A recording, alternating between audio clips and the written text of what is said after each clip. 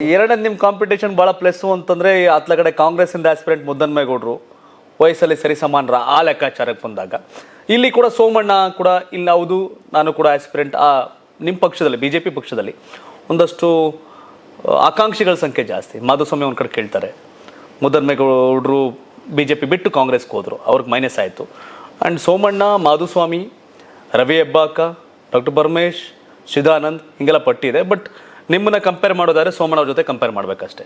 ಇನ್ನು ಉಳಿದವ್ರಿಗಿಂತ ನೀವು ರಾಜಕೀಯವಾಗಿ ಮತ್ತು ಎಲ್ಲ ವಿಚಾರದಲ್ಲೂ ಯು ಆರ್ ಸ್ಟ್ರಾಂಗ್.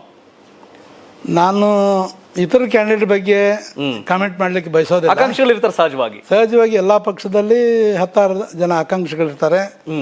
ಕೆಲವರು ಭಾಳ ಮುಂಚೆನೇ ದೊಡ್ಡ ಧ್ವನಿಯೊಳಗೆ ಮಾತನಾಡ್ತಾರೆ, ಕೆಲವರು ಸಮಾಧಾನದಿಂದ ಮಾತನಾಡ್ತಾರೆ. ಇದು ಸಹಜ, ಎಲ್ಲ ಚುನಾವಣೆಯ ಸಮಯದಲ್ಲಿ ನಡೆಯುವಂಥ ಪ್ರಕ್ರಿಯೆಗಳು. ಅದರ ಬಗ್ಗೆ ನಾವು ಜಾಸ್ತಿ ವಿಚಾರ ಮಾಡೋದು ಅಲ್ಲದೆ ನಾನು ಕ್ಯಾಂಡಿಡೇಚರ್ ಆದರೆ ನನ್ನ ಪಕ್ಷಕ್ಕೆ ಏನು ಲಾಭ, ಪಕ್ಷ ಗೆಲುವಿಗೆ ಏನು ಸಹಾಯಕ ಆಗತ್ತೆ, ಇದನ್ನು ನಾವು ನಮ್ಮ ಲೀಡರ್ಸ್ಗೆ, ನಮ್ಮ ಪಬ್ಲಿಕ್ಕಿಗೆ ಕನ್ವಿನ್ಸ್ ಮಾಡುವಂಥದ್ದು ಕೆಲಸ ನಾವು ಮಾಡಬೇಕು.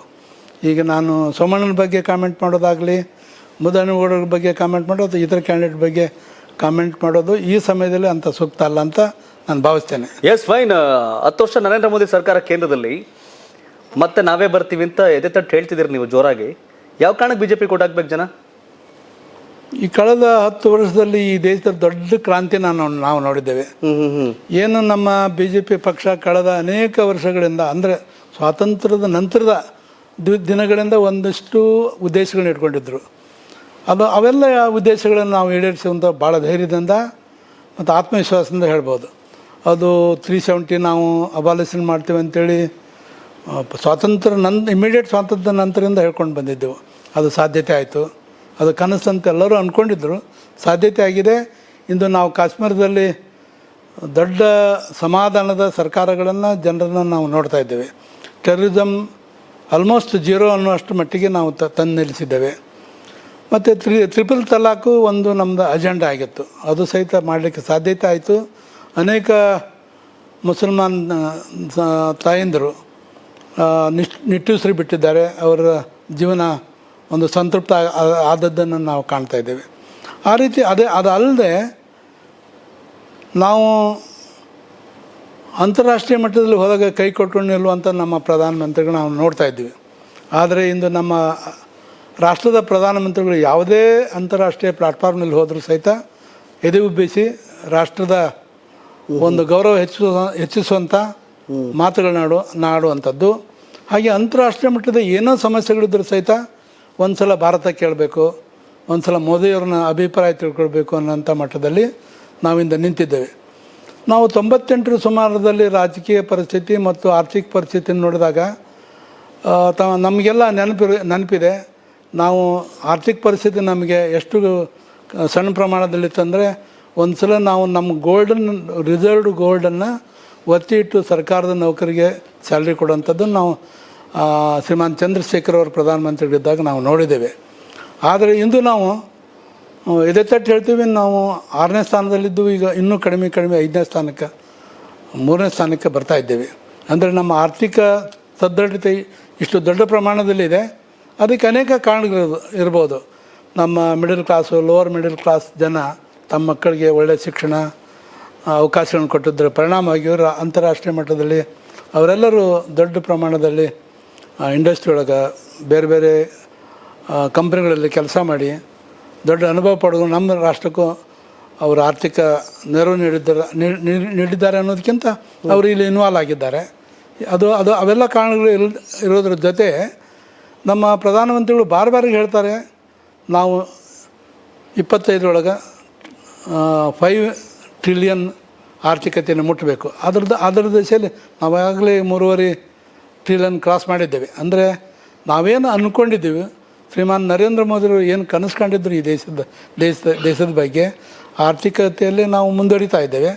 ಹೀಗೆ ಅಂತಾರಾಷ್ಟ್ರೀಯ ಮಟ್ಟದಲ್ಲಿ ನಮ್ಮ ಖ್ಯಾತಿ ನಮ್ಮ ಗೌರವ ಭಾಳ ದೊಡ್ಡ ಪ್ರಮಾಣದ ಇದೆ.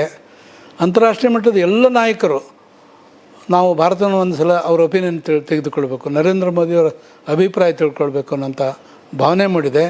ಅದರ ಜೊತೆಯಲ್ಲಿ ಈಗ ಮನೆ ಸರಿವಾದಂಗೆ ಅತಿ ಪ್ರಮುಖವಾದ ರಾಷ್ಟ್ರೀಯ ಮುಖ್ಯಸ್ಥರ ಸಾಲಿನಲ್ಲಿ ನಾವು ಬಹುತೇಕ 3ನೇ ಸ್ಥಾನದಲ್ಲಿದ್ದೇವೆ.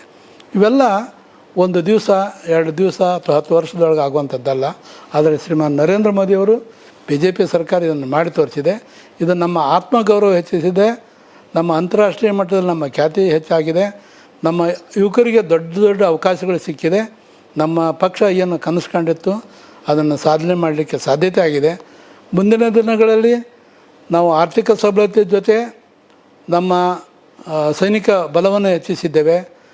ನಾವು ಸಬ್ಕಾ ಸಾಥ್ ಸಬ್ಕಾ ವಿಕಾಸ್ ಅನ್ನುವ ಭಾವನೆಯಿಂದ ಮುಂದುವರಿತಾ ಇದ್ದೇವೆ. ಮತ್ತು ಸ್ಟಾರ್ಟಪ್ ಇಂಡಿಯಾ, ಡಿಜಿಟಲ್ ಇಂಡಿಯಾದ ಪರಿಣಾಮವಾಗಿ ಅನೇಕ ಯುವಕರು ತಮ್ಮ ಚಾಚೆ ಚಕ್ಕತಿಗಳಿಂದ ಕಂಪನಿಗಳು ಮಾಡುವಂಥದ್ದು, ಇಂಡಸ್ಟ್ರಿ ಡೆವಲಪ್ ಮಾಡುವಂಥದ್ದು, ಇತರಿಗೆ ಉದ್ಯೋಗ ಕೊಡುವಂಥದ್ದು, ಆರ್ಥಿಕ ಸಬಲತೆ ಮಾಡಲು ನಾವು ಸಕ್ಸಸ್ ಆಗಿದ್ದೇವೆ. ಇವೆಲ್ಲ ಸಾಧನೆಗಳು ಜನರ ಮನಸ್ಸಿನಲ್ಲಿ ಇದೆ, ಅವರು ವಿಚಾರ ಮಾಡ್ತಾ ಇದ್ದಾರೆ. ಹೀಗಾಗಿ ಖಂಡಿತ ಜನ ನಮ್ಮನ್ನು ಮತ್ತೊಂದು ಸಲ ಆಶೀರ್ವಾದ ಮಾಡ್ತಾರೆ. ನಾವು 400 ಸಮೀಪ ಈ ಸಲ MP ಗೆಲ್ತೀವಿ. ಮತ್ತೊಂದು ಸಲ ಶ್ರೀಮಾನ್ ನರೇಂದ್ರ ಮೋದಿಯವರೇ ಮತ್ತೆ ಪ್ರಧಾನಮಂತ್ರಿಗಳಾಗಿ ಈ ರಾಷ್ಟ್ರವನ್ನು ಆಳ್ತಾರೆ ಅನ್ನೋ ಭರವಸೆ ನನಗೂ ಇದೆ. ನೀವು JDS ಅಲ್ಲಿ ಕೂಡ ಪ್ರಬಲ ನಾಯಕರಾಗಿದ್ರಿ, MLC ಆಗಿದ್ರಿ. ಚುನಾವಣಾ ಅಖಾಡದಲ್ಲಿ ನಿಮ್ಮನ್ನು ಕೂಡ ಕನ್ಸಿಡರ್ ಮಾಡಿ ವಿಧಾನಸಭೆ ಚುನಾವಣೆ ಕೂಡ ನಿಮ್ಮನ್ನು ಆ ಸಂದರ್ಭದಲ್ಲಿ ಆಯ್ಕೆ ಮಾಡಿದ್ರು, ಅಂದರೆ ಚುನಾವಣೆ ಕಂಟೆಸ್ಟ್ ಮಾಡಿ ಅಂತ. ಸೊ ಲಾಂಗ್ ಗ್ಯಾಪ್, ಈ ಗ್ಯಾಪ್ ಯಾಕೆ ಅಂತ? ಹಂಗೆ ನಾನು ಎಲೆಕ್ಷನ್ ನಿಂತಿಲ್ಲ ಅಂತ ಅಂದರೆ ರಾಜಕೀಯದೊಳಗೆ ಇಲ್ಲ ಅಂತಲ್ಲ, ನಾನು ಚುನಾವಣೆ ಮಾಡಲಿಕ್ಕೆ ಆಗಿರಲಿಲ್ಲ ಲಾಸ್ಟ್ ಟೈಮು.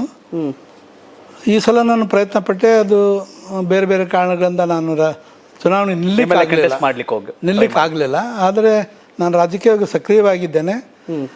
ನನ್ನ ಪಕ್ಷವನ್ನು ಸಹಿತ ನಾನು ಭಾಳ ಪ್ರೀತಿಯಿಂದ ಗೌರವದಿಂದ ನೋಡ್ಕೊಳ್ತಾ ಇದೆ. ನಾನು BJP ಪಕ್ಷದಲ್ಲಿ ರಾಜ್ಯ ಮಟ್ಟದ OBCದೊಳಗೆ ಉಪಾಧ್ಯಕ್ಷನಾಗಿ ಕೆಲಸ ಮಾಡಿದ್ದೇನೆ ಮತ್ತು ಈಗ ಕಾರ್ಯಕಾರಿಣಿಯಲ್ಲೊಳಗೆ ನಾನು ಇದ್ದೇನೆ.